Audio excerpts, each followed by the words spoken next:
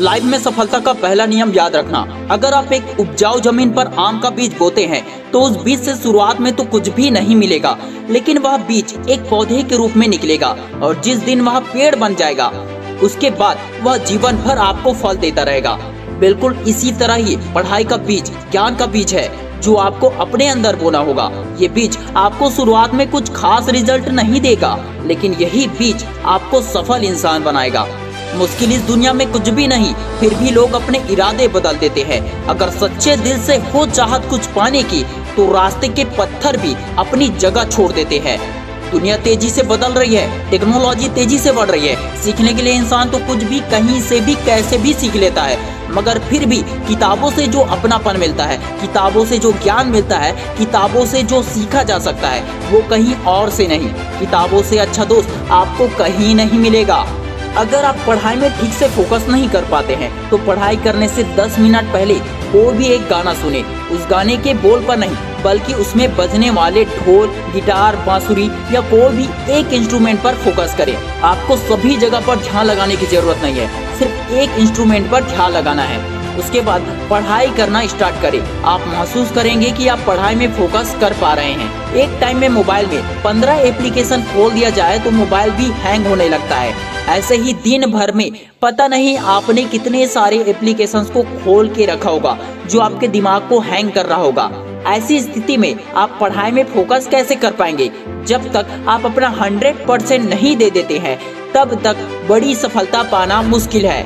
आपके माथे के ऊपर जो ये सिर है, आपके माथे के ऊपर जो ये सिर है, इसे कम मत समझना। सारा खेल इसी का है। आपके विचार आपको प्रभावित करते हैं। आप जो भी बोलते हैं, आप जो भी सोचते हैं और आप जो भी करते हैं, इसी से आपके भाग्य का निर्माण होता है। यहाँ तक कि आप व्हाट्सएप पर जो स्टेटस लगाते हैं, डीपी लगाते हैं, वो भी आपके गोल्स को प्रभावित करते हैं। जब आप पढ़ाई करते हैं तो पढ़ाई करना आपके लिए कोई ऑप्शन नहीं रहना चाहिए, बल्कि पढ़ाई के अलावा आपके पास और कोई ऑप्शन ना रहे। गौतम बुद्ध ने बहुत सुंदर संदेश दिया है कि जिस तरह लोहे को नष्ट नहीं किया जा सकता, केवल उसका जंग ही उसे नष्ट कर सकता है, उसी तरह से मनुष्य को कोई और नहीं बल्कि उसकी सोच ही उसे नष्ट कर देती है। इसलिए सोच को अच्छा रखिए, सब अच्छा होगा। हर फील्ड में एक्सपर्ट होने की जरूरत नहीं है आपको।